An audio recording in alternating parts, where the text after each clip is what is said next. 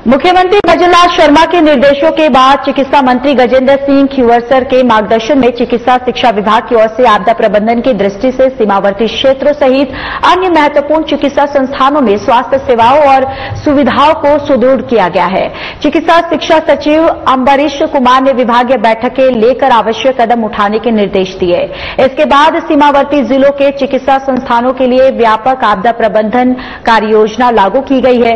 इसके तहत आवश्यकता अनुसार वरिष्ठ रेजिडेंट्स की तैनाती, उपकरणों की उपलब्धता और क्रियाशीलता, दवा आपूर्ति सहित अन्य व्यवस्थाओं को पुख्ता किया गया है। तो देखिए, यहां पर चिकित्सा विभाग को भी अब अलर्ट मोड पे रहने के लिए कह दिया गया है। ये बैठकें की गई है और बैठकें में जिस तरीके से अब तनाव की स्थिति जो है वो देखी जा रही है, उसको लेकर अब शिक्षा स्वास्थ्य विभाग की तरफ से भी यहां पर देखिए बैठक जो है वो की गई है कि किस तरीके से स्वास्थ्य विभाग जो है वो पूरी तरह से अलर्ट मोड पर रहे।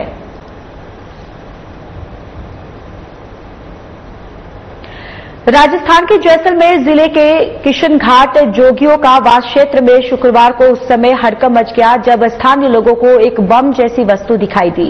ये वस्तु आधी जमीन में धंसी हुई थी, जिसे देखकर आसपास के लोग दहशत में आ गए।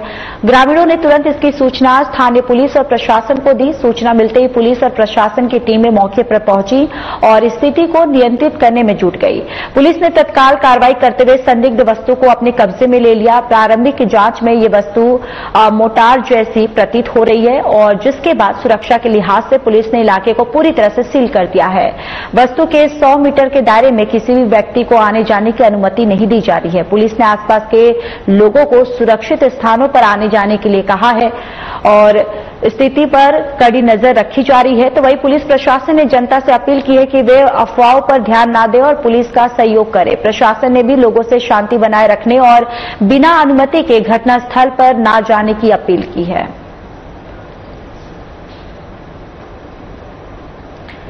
तो देखिए, जैसलमेर से ये तस्वीरें जहां पर सीमावर्ती क्षेत्र में पूरी तरह से यहां पर पुलिस जो है इलाके को सील कर दिया है और यहां पर पूरी तरह से पुलिस और फोर्स की भी तैनाती जो है वो कर दी गई है। और यहां पर इसके साथ ही साथ पुलिस और ये फोर्स की तरफ से ये अपील भी किया जा रहा है कि अफवाहों से बचे, अफवाहों को फैलने ना दे।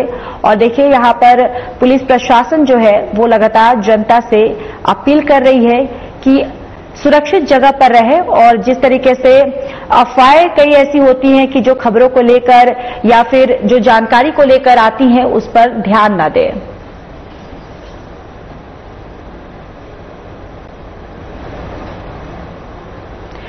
राजस्थान के कृषि और उद्यानिकी मंत्री डॉक्टर किरोड़ी लाल मीणा ने शुक्रवार को उत्तराखंड के कृषि मंत्री गणेश जोशी से पंत कृषि भवन में मुलाकात की। इस दौरान दोनों राज्यों के कृषि मंत्रियों ने एग्रो प्रोसेसिंग यूनिट, ऑर्गेनिक खेती, बीज उत्पादन, जीआई टैग, जैतून और मिलेट्स उत्पादन पर विस्तार से चर्चा की।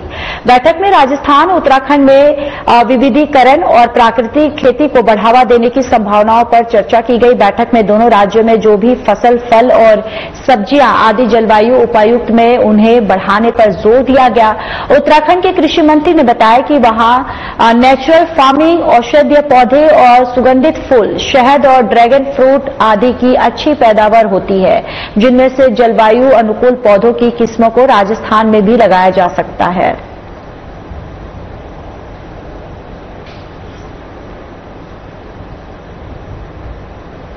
जोधपुर में आपातकालीन परिस्थितियों को देखते हुए जिला कलेक्टर गौरव अग्रवाल ने रात 9:30 बजे कंप्लीट ब्लैकआउट के आदेश दिए हैं और साथ ही जोधपुर डिस्कॉम ने पूरे शहर में बिजली सप्लाई बंद कर दी है। पुलिस भी पूरे शहर में घूमकर लोगों से अपील करी है कि घरों के बाहर जल रही लाइटें सुबह 4 बजे तक बंद रखी जाए। इससे पहले गुरुवार को कलेक्टर की अध्यक्षता में आपातकालीन स्थिति से निपटने के लिए उच्च स्तरीय बैठक आयोजित की गई। बैठक में सभी संबंधित विभागों के अधिकारियों से आपातकालीन योजनाओं पर चर्चा की गई। कलेक्टर ने जनरेट की व्यवस्था, परिवहन विभाग द्वारा बसों की अग्रिम व्यवस्था और चिकित्सा संस्थानों में आपातकालीन संसाधनों की उपलब्धता सुनिश्चित करने के निर्देश दिए गए हैं। और इसके साथ ही उन्होंने ये भी कहा कि आमजन की सुरक्षा सर्वोच्च प्राथमिकता है और त्वरित प्रतिक्रिया से ही जन सुरक्षा सुनिश्चित हो सकती है। सबसे इम्पोर्टेंट है कि हम लोग जो ब्लैकआउट के प्रोटोकॉल्स होते हैं उनकी पालना करें। जो सायरन के जो प्रोटोकॉल्स होते हैं उनकी पालना करें। यदि दिन में सायरन बजता है, सायरन आपका 2 बार बजेगा। पहली बार सायरन बजने का मतलब है कि खतरा आ रहा है, उसके बाद में वो सायरन बंद हो जाए, इसका मतलब ये नहीं है कि खतरा टला है। खतरा जब टल जाएगा तब दूसरी बार सायरन बजेगा। तो जब पहली बार सायरन बजना चालू होता है, यदि वो दिन का समय है, तो आप सब जो है एक शेल्टर ढूंढ के, जहां पे आप डेब्रीज से, जहां पे प्रोजेक्टाइल से आप सेफ रहें, इस तरह का शेल्टर ढूंढ के आप जाएं उसके अंदर, और जब सेकंड सायरन बजे तब निकलें। यदि यही चीज जो है रात को सायरन बजता है, तो आप लोगों से निवेदन है कि शेल्टर में जाने से पहले अपनी जितनी भी लाइटें हैं वो सारी की सारी लाइटें स्विच ऑफ करें। मेरा आप सबसे यही अपील है, आपके जो घर की खिड़की हैं, कोई कांच वाले दरवाजे हैं, सबको आप या तो जो थिक वाला कर्टेन होता है उससे ढक लें, या कोई काला पेंट करना है कर लें, ताकि किसी भी प्रकार की लाइट बाहर ना जा सके। जो भी आपके बैंक्स हैं, बैंकों के एटीएम है, प्राइवेट ऑफिसेज हैं, कोई भी इस प्रकार की बिल्डिंग्स हैं, तो वहां पर आप लोग शाम को ऑफिस छोड़ने से पहले कृपया सभी प्रकार की लाइटें बंद कर लें। कल जो है थोड़ा सा ये देखा गया था कि लोगों ने अपने घरों के अंदर की लाइटें बंद कर ली थी, लेकिन घर के बाहर जो आंगन की लाइट होती है, या मेन दरवाजे की लाइट होती है, या छत की लाइट होती है, वो लाइटें जली हुई थी। मैं आपको सेंसिटाइज करना चाहता हूं कि इस तरह की सिचुएशन में यदि एक भी लाइट जल रही है, तो उससे न केवल आपकी और आपके परिजनों की, बल्कि हजारों लोगों की जान जो है खतरे में आ सकती है। इसलिए सभी से मेरा काइंड रिक्वेस्ट है कि जो लाइट है सायरन बजने पर जो है, या ब्लैकआउट डिक्लेयर होने पर, लाइटें अपनी टोटली ऑफ रखें। यदि आप व्हीकल्स के अंदर है तो व्हीकल्स की लाइट भी आप टोटली ऑफ रखें। तो यही इस समय मोस्ट इंपॉर्टेंट प्रिकॉशन है जो हमें लेना चाहिए। किसी भी प्रकार की अफवाह के अंदर हमें कोई यकीन नहीं करना चाहिए। जो भी सूचना है भारत सरकार के द्वारा, राज्य सरकार के द्वारा, जिला प्रशासन के द्वारा, सब आपको जो है ऑफिशियल चैनल्स के माध्यम से दी जा रही है। पूर्व विधायक अजीत सिंह मेहता का जन्मदिन टोंक में बीजेपी पंडित दीनदयाल उपाध्याय मंडल के अध्यक्ष विष्णु चावला की ओर से कार्यकर्ताओं के साथ 21 किलो की माला पहनाकर और केक काटकर बड़ी धूमधाम से मनाया गया। इस दौरान उन्होंने पूर्व विधायक अजीत सिंह मेहता की लंबी आयु की कामना की। बीजेपी मंडल अध्यक्ष विष्णु चावला के साथ सीताराम चावला और जय नारायण, गुड्डू चावला, अंकित शर्मा, विजय चावला आदि बीजेपी कार्यकर्ता मौजूद रहे।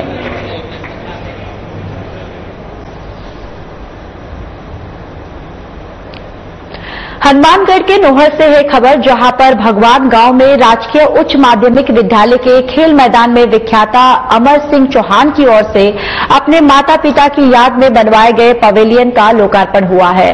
आपको बताते चले कि पवेलियन का लोकार्पण हनुमानगढ़ जिला प्रमुख कविता मेघवाल ने किया। लोकार्पण अवसर पर उप जिला प्रमुख मुकेश सहारण और भामा शाह और समाजसेवी लक्ष्मी नारायण गोदरा, सेना मेडल जगदीश गढ़वाल और मैनपाल लोहिया उपस्थित रहे। इस अवसर पर गांव के सैकड़ों ग्रामीण महिलाएं, पुरुष और बच्चे उपस्थित रहे। लोकार्पण अवसर पर विभिन्न प्रतियोगिताओं का भी आयोजन किया गया। इस अवसर पर 100 मीटर की दौड़ प्रतियोगिता कराई गई, जिसमें गांव के बड़े बुजुर्गों ने भी भाग लिया है। और देखिए यहां पर अमर सिंह चौहान पवेलियन का उद्घाटन किया है, जहां पर भगवान गांव में इसका उद्घाटन जो है वो किया है, और जहां पर कई ऐसे खेल के भी आयोजन जो है इस दौरान किए गए थे।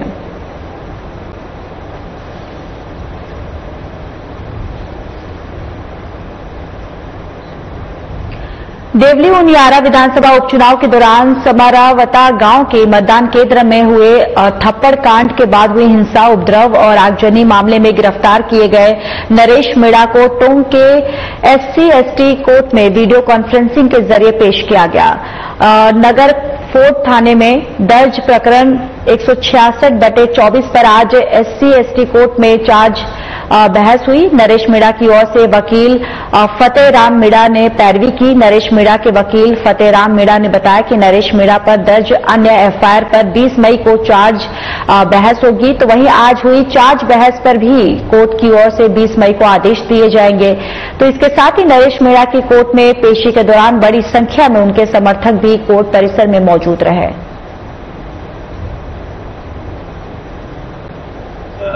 FIR नंबर 166/24 में चार्ज बहस हो गई है, और चार्ज बहस में निश्चित रूप से सारी जो चार्जशीट का एविडेंस है वो निष्कर्षतः ये क्लियर कट आया है कि कहीं न कहीं 307 नहीं बन रही, क्योंकि प्रोसिक्यूशन का जो केस है, ओरली प्रोसिक्यूशन जो लेके आ रहा है, वो केस में 307 बनाने का प्रयास है, जैसे एफआईआर में अवेयरमेंट है या बयानों में है, लेकिन ठीक विपरीत जो इंडिपेंडेंट विटनेस है और वहां जो ओरिजिनल ट्रांसक्रिप्ट थी और रिकॉर्डिंग थी, उनको देखने मात्र से क्लियर कट स्थिति है कि 307 का केस नहीं है। ना तो नरेश के पास कोई हथियार था, ना नरेश ने कोई इस तरह का एक्ट किया जिसमें 307 की स्थिति हो। ये एक सडन प्रोविजन का था और उसके परचुएज में क्योंकि जबरदस्ती वोटिंग करा दी थी और उस चित्रा मीना ने आकर के बाहर शिकायत की थी। देन नरेश मीना उस चित्रा मीना की शिकायत पर रोती हुई जब आई थी तो उसको सुन करके अचानक से अंदर गया और जाकर के एसडीएम साहब के और उसके बीच में जो घटनाक्रम घटित हुआ वो उसी की परचुएज में था। तो कहीं न कहीं ये बात तो तय है कि सारी एविडेंस चीख करके इस बात को कह रही है कि 307 तो कम से कम नहीं बनता, और उसके बावजूद भी ये दुर्भाग्यपूर्ण स्थिति है कि कई बार हमारे प्रयास करने के बावजूद भी चार्ज बहस 2 बार हो चुकी है। पूर्व में माननीय न्यायाधीश महोदय का ट्रांसफर हो जाने की वजह से वो आदेश नहीं आया, अब दोबारा फिर चार्ज बहस हमने कर दी है, तो 20 तारीख को चार्ज आदेश में है और 167 जो उसके बाद का जो घटनाक्रम है उसमें चार्ज बहस में है। प्रमुख शासन सचिव खान एवं भू विज्ञानी रविकांत ने कहा कि अरबों वर्षों की अभूतपूर्व विरासत के चलते राजस्थान देश का प्रमुख खनिज संपदा संपन्न राज्य है। राज्य में 82 प्रकरण के खनिज चिन्हित किए जा चुके हैं, जिनमें से 57 का सक्रिय रूप में खनन हो रहा है। सीएम भजनलाल शर्मा द्वारा जयपुर में माइनिंग सेक्टर का एक्सीलेंस सेंटर स्थापित करने की घोषणा के तहत खनिजों की वैज्ञानिक जानकारी और प्रदर्शन के लिए ये केंद्र बनेगा। और रविकांत ने जियोलॉजिकल सर्वे ऑफ इंडिया के संग्रहालय का अवलोकन कर संरक्षित चट्टानों, खनिजों और मानचित्रों की सराहना की। और जीएसआई अधिकारियों ने आर्कियन से और टर्शियरी युग तक की चट्टानों की विकास यात्रा साझा की। राजस्थान में रेयर अर्थ एलिमेंट, कच्चा तेल और प्राकृतिक गैस भी पाए गए हैं। राज्य सरकार खनिज अन्वेषण को गति देते हुए योजनाबद्ध खनन ब्लॉक नीलामी भी कर रही है।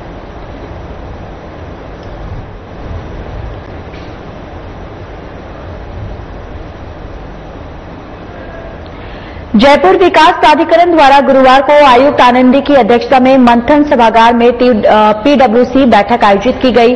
बैठक में 552.35 करोड़ रुपए के कई विकास कार्यों को स्वीकृति दी गई है। सांगानेर फ्लाईओवर से मालपुरा गेट तक एलिवेटेड रोड की जीएडी को मंजूरी दी गई है। जोन 14 में टोंक रोड से फागी रोड तक 200 मीटर सेक्टर रोड निर्माण के लिए 47.80 करोड़ रुपए स्वीकृत किए गए हैं। चंद्रलाई झील के पास 40 एमएलडी एसटीपी प्लांट और सीवर लाइन के लिए 163.39 करोड़, जोन 9 में मिसिंग सेक्टर रोड के लिए 33.77 करोड़ और जोन 10 में डांटली आरओबी से टीआर मार्केट तक 90 मीटर सड़क के चौड़ीकरण के लिए 12.13 करोड़ की स्वीकृति जारी की गई है। ये कदम जयपुर के सुव्यवस्थित और तीव्र विकास की दिशा में एक बड़ी पहल माना जा रहा है।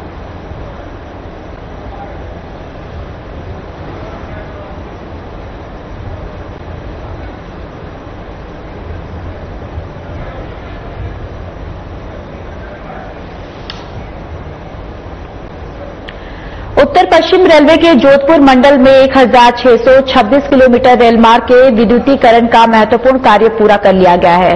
मंडल के रेल प्रबंधक अनुराग त्रिपाठी ने बताया कि हाल ही में थैयात हमीरा से सानू तक 58 किलोमीटर रेल मार्ग के विद्युतीकरण और सफल ट्रायल रन के साथ पूरे जोधपुर मंडल में इलेक्ट्रिक इंजन से ट्रेनों का संचालन शुरू हो गया है। विद्युतीकरण के बाद मेड़ता रोड, पिपाड रोड और बाड़मेर जैसे क्षेत्रों को छोड़कर बाकी सभी मार्गों पर इलेक्ट्रिक इंजन से ट्रेनें चल रही हैं। इस कार्य से रेलवे को पर्यावरणीय लाभ, ऊर्जा की बचत, तेज गति और किफायती संचालन मिलेगा। विद्युतीकरण से ट्रेनों की गति और क्षमता बढ़ेगी, जिससे यात्री और माल परिवहन में सुधार होगा और ईंधन की खपत भी बढ़ेगी।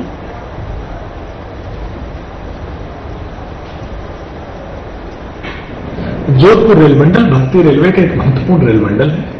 यह 1626 रूट किलोमीटर में फैला हुआ है। वर्तमान में पूरा जोधपुर मंडल विद्युतीकृत हो चुका है। यह कार्य 2022 में प्रारंभ हुआ और अब संपूर्ण हो चुका है। जोधपुर मंडल में अगर हम देखें तो विभिन्न दिशाओं में हमारी ट्रेन जाती है। जोधपुर से जयपुर, जोधपुर से बाड़मेर, जोधपुर से बीकानेर, जोधपुर से भिलड़ी, जोधपुर से मारवाड़, इवन डेगाना सेक्शन, संपूर्ण सेक्शन इलेक्ट्रिफाइड हो चुका है। इसके अलावा सिर्फ मेन लाइन ही नहीं, इसके अलावा हमारे पास जो यार्ड्स की लाइन है, जो वॉशिंग लाइन है, जो हमारे पिट लाइन्स हैं, जो हमारे डीजल सेट की लाइन्स हैं, उनको भी इलेक्ट्रीफाइड किया जा चुका है। इलेक्ट्रीफाइड होने के, विद्युतीकृत होने के बहुत सारे फायदे भारतीय रेलवे को मिल रहे हैं। एक तो ये सस्ता साधन है, हमारी बचत होती है। दूसरा, पर्यावरण की बहुत सारी सुरक्षा होती है, क्योंकि जब डीजल इंजन प्रयोग में आता है तो प्रदूषण की बहुत सारी चीजें सामने आती हैं। इलेक्ट्रीफाइड इंजन में पर्यावरण की भी रक्षा होती है।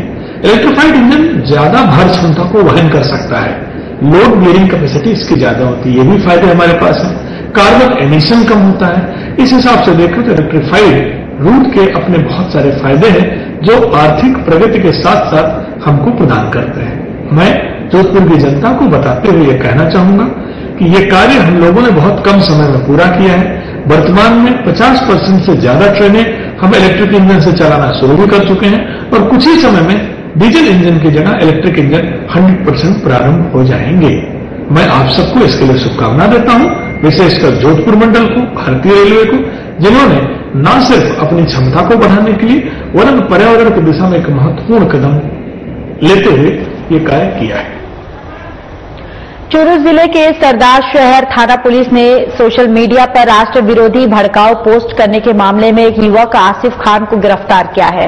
पुलिस अधीक्षक जय यादव ने बताया कि जिले की साइबर डेस्क टीम की ओर से भारत पाकिस्तान सीमा पर बने मौजूदा तनाव के मद्देनजर सभी सोशल मीडिया प्लेटफॉर्म पर लगातार टेक्निकल गश्त की जा रही है और इस दौरान संज्ञान में आया कि कस्बा सरदार शहर का एक युवक अपने सोशल मीडिया अकाउंट पर भड़काऊ वीडियो, फोटो लाइक, शेयर और पोस्ट कर रहा है। इस पर आरोपी की गिरफ्तारी के लिए अतिरिक्त पुलिस अधीक्षक लोकेंद्र दादरवाल और सीओ रोहित सांखला के सुपरविजन में एसएचओ सरदार शहर मदन लाल बिश्नोई के नेतृत्व में त्वरित गति से युवक का पता लगाकर आरोपी आसिफ खान को गिरफ्तार किया गया। फिलहाल पुलिस आगे की कार्रवाई में जुटी है।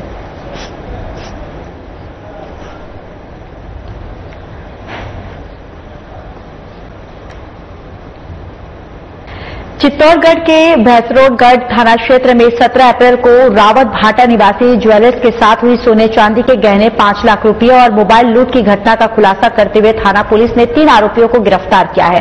लूट के माल की बरामदगी और अन्य साथियों की तलाश के लिए पुलिस ने इन्हें कोर्ट में पेश कर पुलिस रिमांड पर ले लिया है। पुलिस अधीक्षक सुधीर जोशी ने बताया कि 17 अप्रैल को ज्वेलर्स परेश सोनी बाइक लेकर सिगोली स्थित अपनी दुकान से घर जा रहा था। इस दौरान रास्ते में 4 अज्ञात बदमाशों ने उसे रोड पर धक्का मारकर गिरा दिया। उसके साथ मारपीट कर सोने चांदी के गहने 5 लाख रुपए नगद और मोबाइल लूटकर भाग गए। मामले में प्रकरण दर्ज कर अनुसंधान प्रारंभ किया गया और जिसके तहत पुलिस ने सफलता हासिल की है।